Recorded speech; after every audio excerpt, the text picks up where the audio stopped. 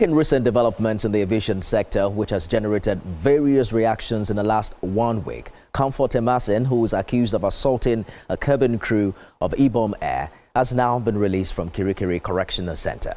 Magistrate Olanrewaju Salami of the Samuel Ilori Courthouse Ogba struck out the 5-count charge in a brief hearing earlier today. At the resumed hearing, Police Prosecutor Olubunmi Adeitan told the court of the decision of the Commissioner of Police, Lagos Airport Command, to withdraw the charges unconditionally in line with Section 72(1) of the Administration of Criminal Justice Laws of Lagos State 2015. She also presented a letter from the police boss dated August 13, 2025, which the court admitted as evidence. The police inspector added that this development arose due to more facts made available to the police after Comfort Emerson's arraignment on Monday. Lead Defense Counsel Adam Satakpa said he was aware of the new decision and didn't object to the application of the prosecution. In his ruling, the magistrate expressed satisfaction with the positions of both counsel and accordingly struck out the charge. He also advised the 26-year-old to always display wisdom in future, no matter the provocation, adding that she played a role in some regards in the controversy. The case has been officially withdrawn before the magistrate, and then Comfort has been discharged. So that was what transpired today.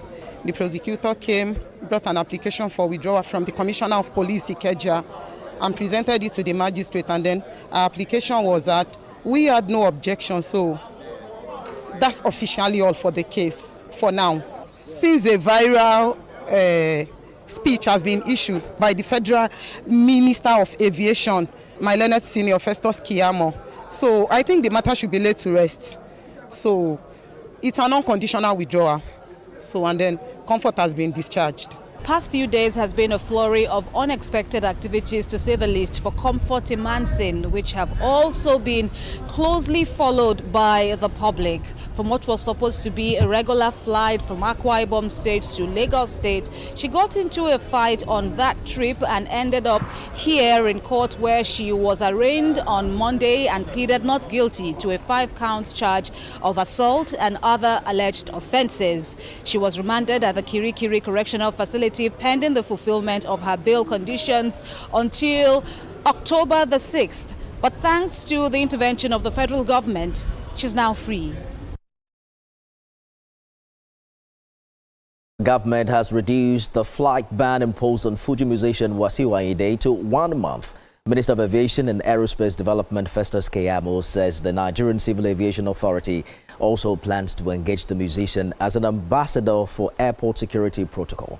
Mr. Keyamo also mentioned that the retreat will be held next week to retrain aviation personnel on managing disruptive passengers and de-escalating tense situations. The minister stressed that the clemencies were granted purely on compassionate grounds.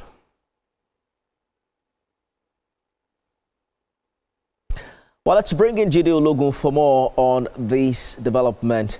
Legal practitioner Jide Ologun, thank you for joining us on the news tonight. It appears that these cases have now been withdrawn at the court, and now we're seeing what the minister calls clemency on the grounds of compassion. What do you make of this latest updates? Thank you very much. Apart from the clemency claim, the complainant has withdrawn the complaint against the defendant, and the natural thing is for the court to order the release of the defendant. And then we understand also that the stakeholders in this matter have been consulting to reduce the penalties ruled out administratively. For instance, the life ban on Comfort has been withdrawn, and the 6 months suspension on Quam 1 has been reduced to 1 month. And I'm very impressed by the fact that the Honorable Minister Keyamo San is considering embarking on a retreat, because in human resource management, these are issues of emotional intelligence.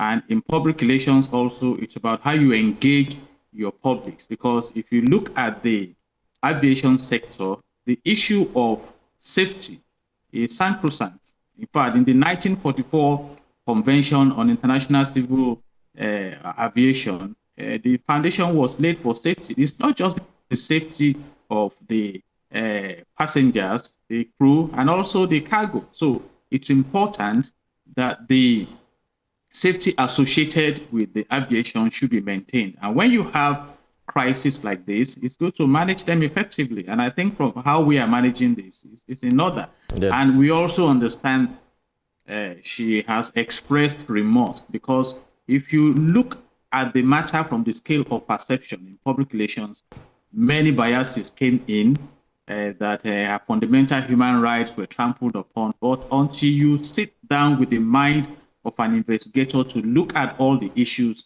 you may just be jumping to conclusion. But here we are right now. She's been released, and I believe there are lessons to learn. But the most important lesson for Nigeria is that the rule of law must prevail. And that starts with you upholding your safety protocols. These are born out of international conventions, not just a matter of Nigeria alone. Because, I mean, some of us still wonder whether you talk about the VIP lounge or not. I've been in the VIP lounge before, how the alcoholic content that was, smuggled to the tarmac could have been done. So we need to be serious and let all individuals and institutions be subject to the laws of the land. So we are making progress. And if the matter has been withdrawn, the natural thing is to release her. I hear you. But then prevent further crisis. Mr. Logo, and there are some who feel that perhaps a robust investigation still needs to be done so that everyone will be clear as to what really happened. For instance, I'd spoken with the NCAA Director of Public Affairs, who confirmed on TVC News that the content in the flask actually was water and not alcohol.